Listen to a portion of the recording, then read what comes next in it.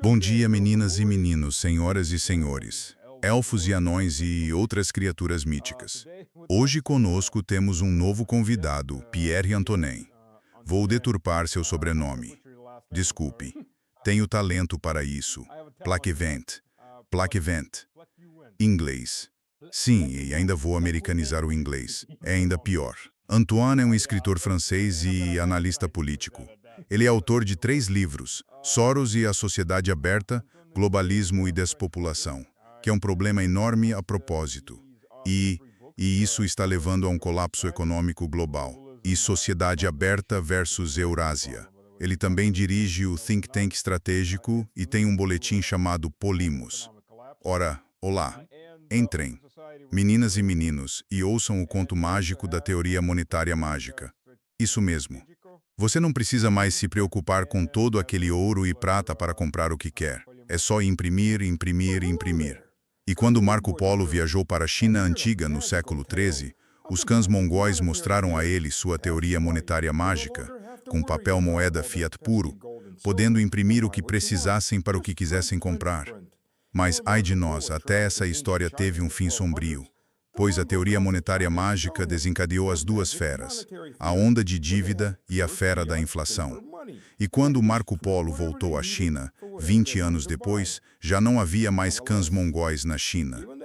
A China acabara de passar por uma guerra civil violenta que foi precedida por um colapso econômico total. Avancemos 800 anos. E a teoria monetária moderna está em voga nas lideranças ocidentais. Isso mesmo, você não precisa mais se preocupar com a dívida. A dívida não importa mais. Não, é só imprimir, imprimir, imprimir tudo o que precisa. Mas, ainda assim, as duas feras voltaram. O tsunami de dívida engole nações inteiras, causando calotes, colapsos cambiais, destruindo pessoas, destruindo vidas. A fera da inflação devora a sua riqueza conquistada com esforço. Produtos que custavam $126, em 22 agora custam bem mais de 400 em 24. Isso mesmo. A hiperinflação chegou. O que você faz para proteger seu patrimônio suado? Para onde você vai? Você vai para o ouro. Não ouro em papel, ouro físico. E não guarde esse ouro nos Estados Unidos, onde em 1932 o governo confiscou o ouro. Vai fazê-lo de novo. Também não guarde na Europa Ocidental, que está desmoronando diante dos nossos olhos. Para onde você vai? O que você faz? Vá para exitstrategy.org, a empresa que vai ajudar você a encontrar um porto seguro para seu ouro e seu bem-estar. exitstrategy.org. Os salvadores neste conto de fadas sombrio. exitstrategy.org. Gosto de nomes gregos. Clássicos, Anton, seja bem-vindo ao programa. Primeira pergunta. Sei que toda a gente quer falar da guerra e das Olimpíadas, mas acho que há algo mais interessante para discutir. E não é sobre ti que vou falar, não é sobre ti que vou falar. Porque disso é tudo o que tenho falado a semana toda com toda a gente e já me perguntaram isso 1 milhão de vezes. Então vamos... E as eleições anteriores? Agora, não sobre como correram as eleições, mas o facto é que o partido do Macron perdeu, certo? Portanto, a coligação de esquerda venceu.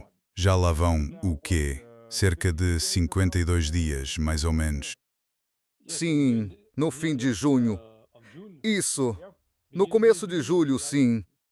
E o governo não mudou? Não. Então, chamar isso de um golpe suave? É os dois. É muitas coisas ao mesmo tempo. O primeiro ponto é que isto ilustra de forma clara aquilo que falamos há anos no movimento alternativo e nacional em França, que o poder, agora no Ocidente, já não pertence à política tradicional, Pertence a forças por detrás dos bastidores políticos. Portanto, pode-se governar um país sem um governo político, porque agora, no Ocidente, não é a política que governa os países, são as corporações, é a administração. Portanto, agora a política fundiu-se com a administração. O Estado francês é apenas um subsistema de um sistema maior, que é a União Europeia. E a própria União Europeia é um subsistema de um sistema maior, que na Rússia se designa por o Ocidente político. Estamos nessa hierarquia de poderes e nessa hierarquia a política em França já não é a principal detentora do poder de decisão soberana. Isto é uma coisa. E a outra é que, tem razão, é uma espécie de golpe. Macron criou um caos político simulado em França. E agora, com esta dissolução política, ele permanece como a única força estável. Portanto, é bom para ele. E mesmo antes, ainda na primeira eleição do Macron, o objetivo do partido do Macron já era esse. Era já criar a ilusão de mudança, enquanto por trás as mesmas estruturas se reforçavam. E o Macron tem apenas um objetivo e uma missão. Ele foi escolhido para essa missão: continuar e concretizar a fusão do Estado francês com os superestados europeus. Portanto, essa é a missão principal. E depois haverá progressivamente. Mesmo agora, as decisões principais são tomadas em Bruxelas, fora da cena pseudo-democrática. Então agora é como se o rei estivesse nu e toda a gente visse que o poder político está noutro lugar que não o Parlamento. Isso provocou protestos ou preocupação na população em geral, por acharem que depois de votarem a sua opinião, não conta para nada. Não, porque eles têm.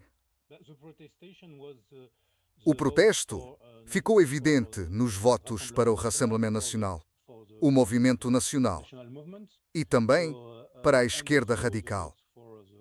Então, os dois principais partidos agora são a direita nacional e a esquerda social. Mas ambos não são representados ou não recebem a devida atenção do centro. Agora, há apenas um poder que governa. É o que chamamos de centro extremo. É o único.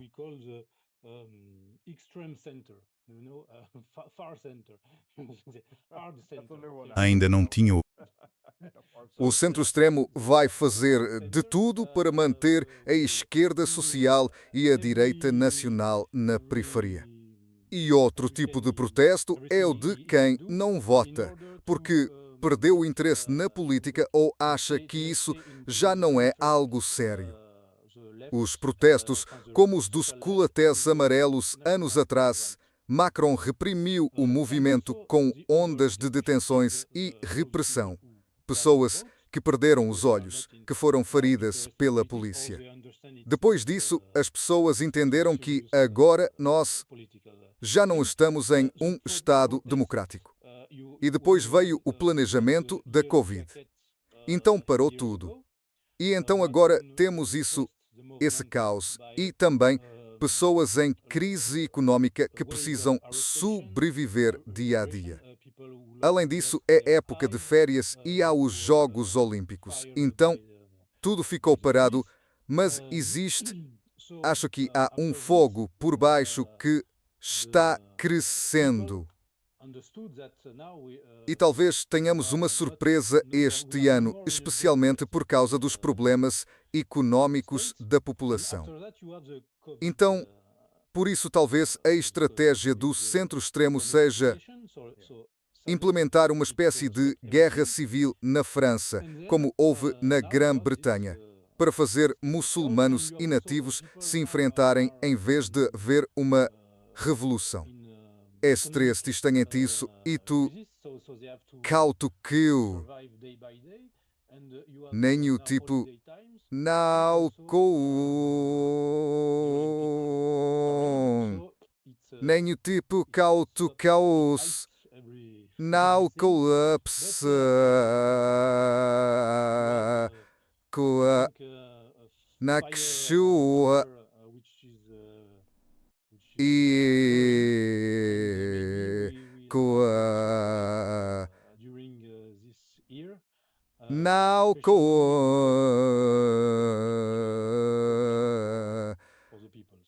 não com não com na não com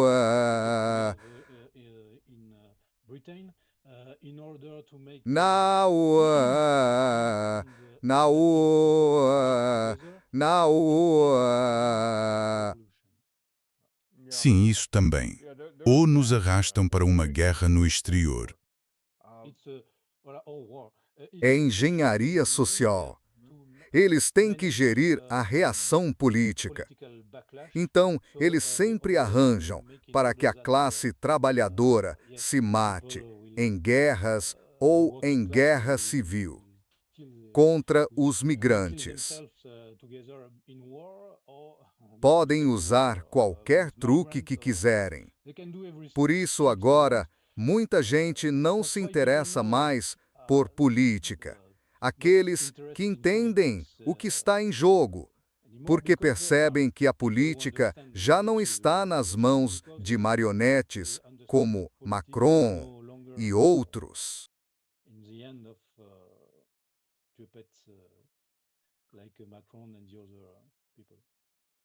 Há uma piada russa circulando, especialmente durante os coletes amarelos. O poder da democracia francesa é o fato de que o governo simplesmente não se importa com o que o povo quer. O poder de verdade. Então, quando você diz que as pessoas não se importam com política, é porque realmente não se importam, ou porque sabem que o sistema é fraudado e estão ficando muito irritadas e vão tomar o poder por outro caminho. Ambas as coisas. Depende de qual setor da sociedade. Acho que agora podemos dividir a opinião pública em 3 blocos.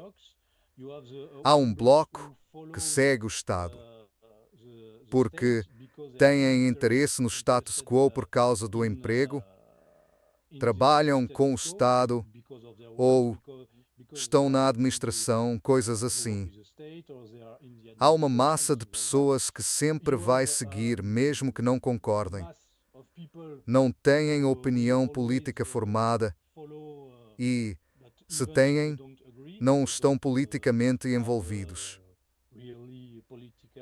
E há outra minoria de opositores, de pessoas que entendem que o sistema está corrupto. E esse grupo cresce em número a cada crise que enfrentamos no Ocidente. Para mim, é minoria contra minoria. É como a lei de Vilfredo Pareto, 20%.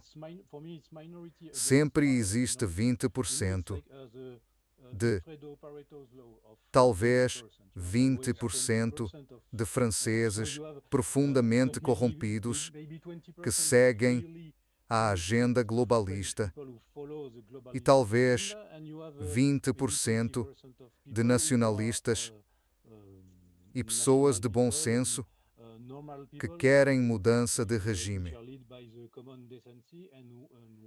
Don't se stegue. É a regra dos 20 para 80. 20% das pessoas criam 80% dos problemas. Acho que dá para ver de que lado você está. Quem são esses 20%? Quem cria os problemas? Sim, na verdade, a verdadeira minoria globalista é muito pequena, mas é uma hierarquia de decisões. E você tem toda a administração, todas as pessoas que apenas seguem ordens. Amanhã, se houver troca de regime, eles vão seguir essa troca. O problema é que temos, de fato, essa rede de ocupação globalista, da qual Macron é um dos membros, que é um câncer dentro dos estados. Esse é o problema. É basicamente a mesma situação que talvez nos anos 1990 na Rússia, nos anos 1990 do século passado, quando havia agentes estrangeiros que governavam os estados e cuja missão é tomar os bens comuns e entregá-los a corporações estrangeiras. Sabe, a França costumava ter algumas das leis mais rigorosas em defesa da liberdade de expressão, no sentido de que garantiam essa liberdade. Talvez até mais do que os Estados Unidos, há 100, 120 anos. Na verdade, muitos artistas negros dos Estados Unidos iam para a França porque não podiam se apresentar lá. E eram bem recebidos. E depois da Segunda Guerra Mundial, a mesma coisa. E agora parece que a França se tornou um estado policial extremo, com liberdades muito limitadas. Agora vivemos sob o que European Union chama de governo de ocupação globalista e, de fato, eles estão implementando leis para a classe dominante estrangeira. Então agora, e é interessante notar que a França ainda, United States, esse instrumento de poder brando externo em sua agenda geopolítica, mas internamente é engraçado porque eles dizem algo como: sim, existem estados iliberais. Então, supostamente, somos um estado liberal e a Rússia, a China, o Irã, a Turquia são estados iliberais. Na Hungria, o Orbán é iliberal. Mas, na realidade, não é assim. Você tem razão. Agora somos um estado policial, mas é muito mais do que um estado policial, porque um estado policial significa apenas que você tem que ficar calado. Mas agora eles querem que você diga o que eles querem. Eles querem que você diga que concorda com a agenda de lésbicas, gays, bissexuais e transgêneros. Que você concorde com isso é realmente perverso e é como se tentassem colocá-lo no espírito coletivo do povo francês, um espírito de denúncia. Sabe, European Union, ouvi isso dele, European Union, ouvi dela também. Então agora é preciso ter cuidado, porque você sofre opressão no trabalho, com o vizinho, até com os filhos, sabe? Como sempre dizem, aprendíamos na escola que, durante os tempos comunistas, havia crianças que denunciavam os pais ao partido, mas agora é a mesma coisa. Se seus filhos disserem algo que não seja politicamente correto na sala de aula e o professor pergunta onde aprendeu, e ele diz: "Ah, foi meu pai, minha mãe", Então talvez você receba a visita dos serviços sociais. European Union, conheço um pai muçulmano que normalmente a França tem fronteiras abertas, é um grande país de imigração, mas mesmo assim os muçulmanos têm um problema com isso. Quando eles reclamam na escola pública, por exemplo, esse pai perguntou ao diretor: por que European Union não quer que meu filho aprenda essa educação sexual relacionada a lésbicas, gays, bissexuais e transgêneros? Eles dizem que você está tendo um discurso ofensivo. Então, se você continuar, European Union, chamarei os serviços sociais e eles vão tirar seus filhos. O pai pegou a família e foi para Dubai. E agora ele diz que, em Dubai, os filhos estão aprendendo a programar computadores, a pilotar drones e a estudar matemática, em vez de se tornarem traficantes de drogas e pederastas na França. Então, mosquilhos a com escons com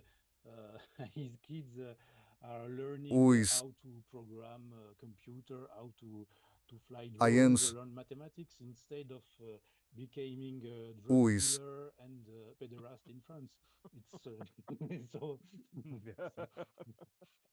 É incrível. Mas sabe, Aristóteles escreveu algo bem interessante sobre tirania. A tirania sempre surge das massas. Mas ela gosta de estrangeiros. Não gostam do seu próprio povo.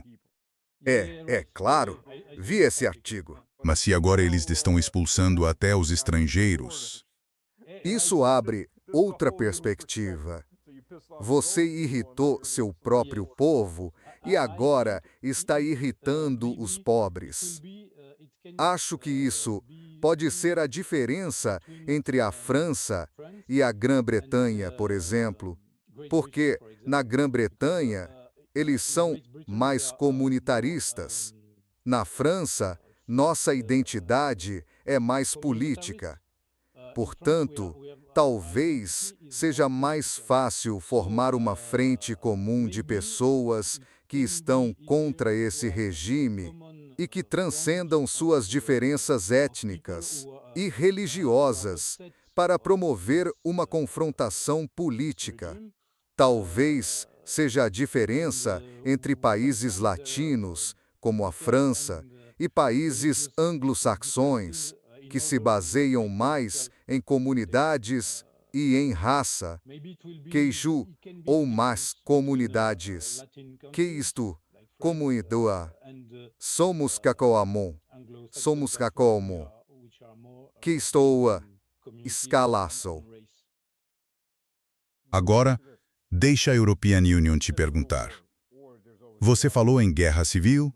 Ou existe sempre a opção de guerra com a Rússia, que o Macron não parava de falar? Enviar soldados. Houve vários soldados franceses mortos na Rússia. Na Rússia também. Agora, nos novos territórios. Tive amigos que voltaram. Estive na linha de frente e o pessoal dizia que há mercenários franceses. Mas eles estão usando insígnias de paraquedista. Estão com insígnias francesas. Nem sempre estão com uniformes ucranianos. Você acha que o Macron é louco o bastante para iniciar uma guerra terrestre total com a Rússia? E, se for o caso, você acha que as pessoas o apoiarão? As pessoas não o apoiam. Na França e European Union, acho que na Alemanha e na Itália também, o povo não apoia a guerra com a Rússia. Não são majoritariamente pró-Rússia.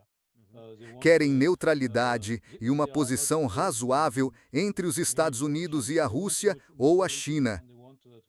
E European Union, penso que o que impede ou torna impossível a escalada é a perspectiva insana da destruição mútua por armas nucleares.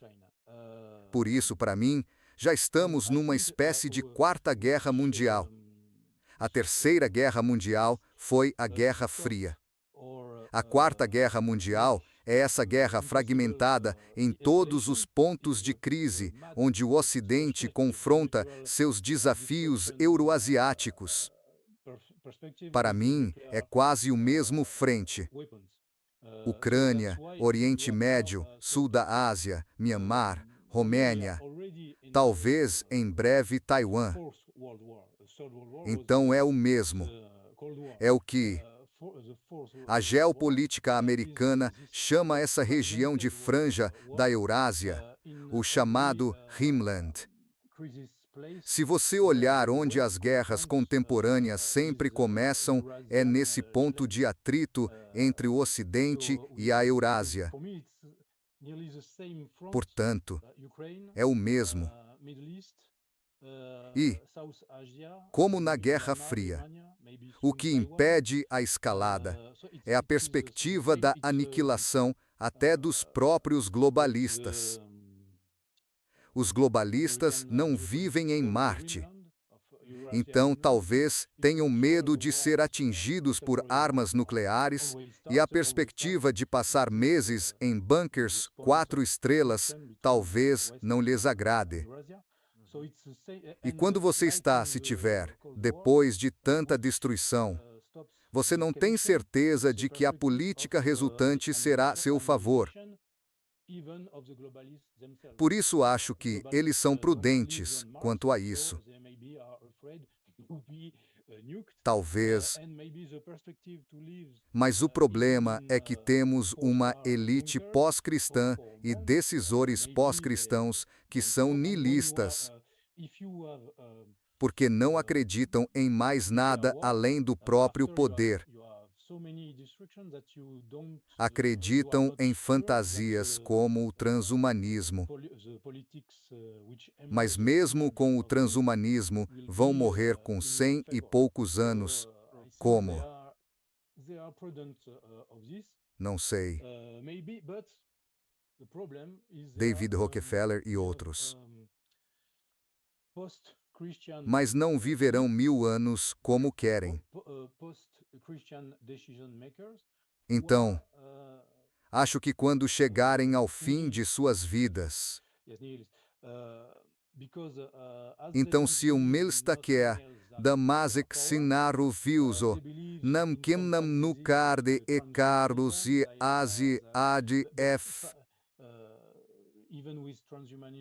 milite condescomutuos e cante cinque e cinquena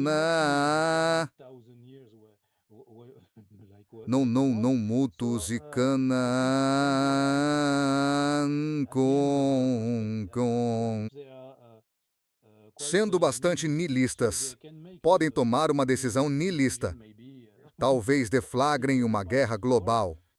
Talvez prefiram o suicídio a devolver o poder. E se devolverem, sabem que podem ser julgados, talvez pelo povo, ou talvez por uma espécie de tribunal de Nuremberg renovado, que talvez, não sei, seja em Astana ou em algum outro lugar. Você acha que são neoístas, talvez satanistas, ou uma combinação dos dois? Porque, sabe, ver o espetáculo de abertura e o de encerramento é ainda pior. As alusões satânicas e os temas satânicos eram simplesmente... Quero dizer, tem que ser cego para ignorar isso. Tem razão. E os temas anticristãos? Começando pela ceia, todo aquele grupo que estava lá, para mim é a mesma coisa. Porque o principal, o grande niilista, é o próprio Lúcifer, que rejeita a lei de Deus e prefere se destruir a servir a Deus, como no poema de Milton, onde Lúcifer diz que prefere reinar no inferno a servir no paraíso. Acho que esse é o lema dos globalistas. E agora na França, quando você vê tudo isso, para mim, A celebração dos Jogos Olímpicos foi uma espécie de iniciação coletiva da França na religião oculta deles. Agora eles querem que a religião oculta deles se torne a religião das massas. Você viu, por exemplo, a abertura dos Jogos da Comunidade das Nações. Foi claro. Havia um touro gigante entrando no estádio e pessoas dançando nuas ao redor dele. Estavam adorando abertamente Baal ou deidades antigas. De novo, deidades. Então eles querem que nós e também, quando você falava sobre despopulação, um dos meus livros trata desse argumento. Eles sempre se referem a Gaia.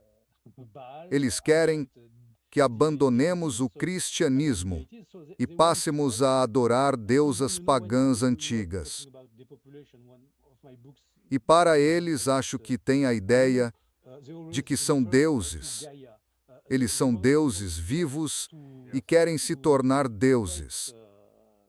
E com a ideia do transhumanismo, haverá deuses vivos e nós seremos gado humano. Agora, Yuval Noah Harari, escritor e membro do Fórum de Davos, escreveu que a história muda quando o homem se submete a Deus. Acabará quando o homem se tornar Deus. E ele também fala sobre a necessidade de fazer algo com todas as pessoas inúteis, que não terão trabalho na sociedade transhumanista. E eles estão preparando essa sociedade com robôs fazendo tudo. Então, primeiro substituíram o povo europeu por migrantes e depois vão substituir essa nova população que criaram por robôs. Será uma imigração de robôs. E assim, eliminar os últimos humanos, esse é o objetivo deles. Bem descrito em Admirável Mundo Novo, de Aldous Huxley, onde existe um Estado mundial único, que é organizado em classes genéticas. Alfa, beta, etc. Solteira, cera. Solteira. Solteira. Solteira. Solteira. Solteira. Solteira.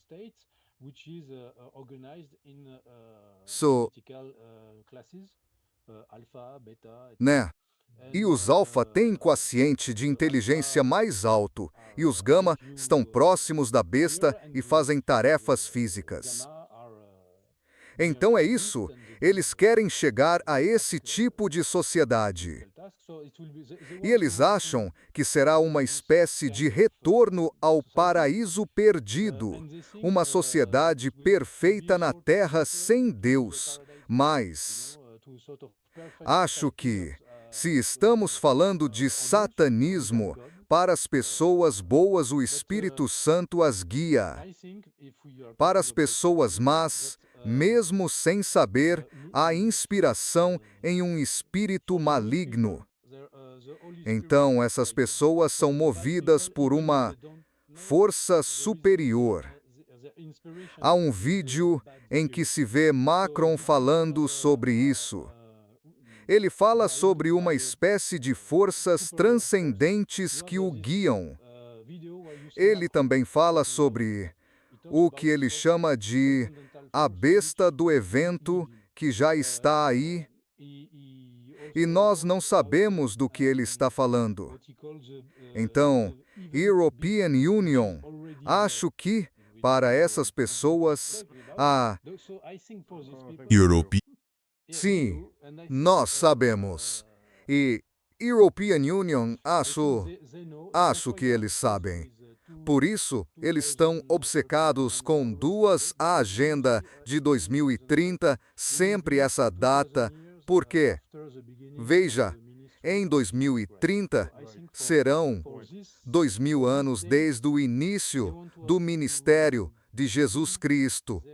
Então, acho que para essa data, eles querem iniciar a sociedade pós-histórica e pós-cristã.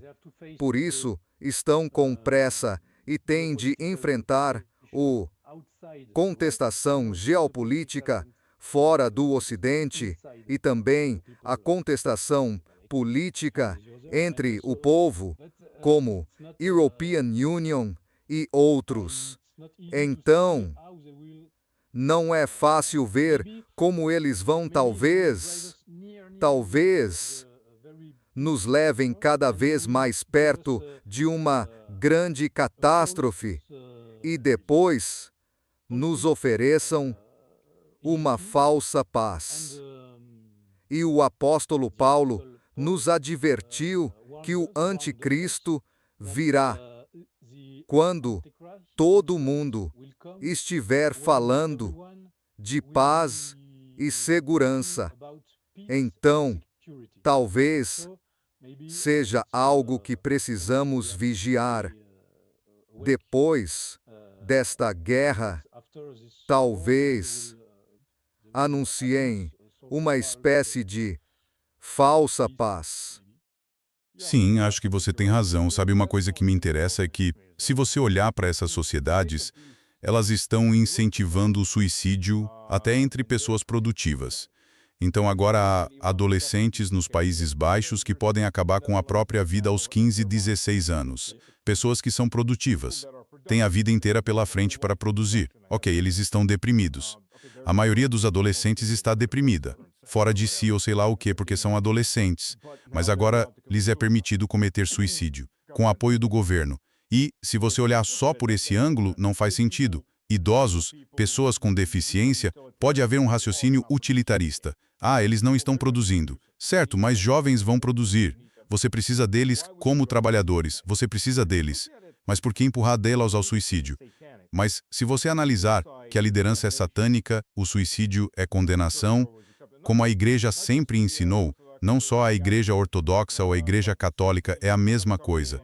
Não vou falar dos profetas, porque muitos deles têm 1 milhão de visualizações e metade das vezes não sabem do que estão falando. Seja entre judeus, seja entre muçulmanos, é tudo a mesma coisa. Suicídio é condenação, essa é a posição padrão da religião abrâmica. Então, se você está empurrando essas pessoas ao suicídio, é como um sacrifício que oferecem a Satanás, um sacrifício em massa, numa escala gigantesca. Acho que você acertou o cerne do problema. Qual religião eles seguem? Eles seguem a religião anterior, a vinda de Cristo, que era baseada em sacrifícios.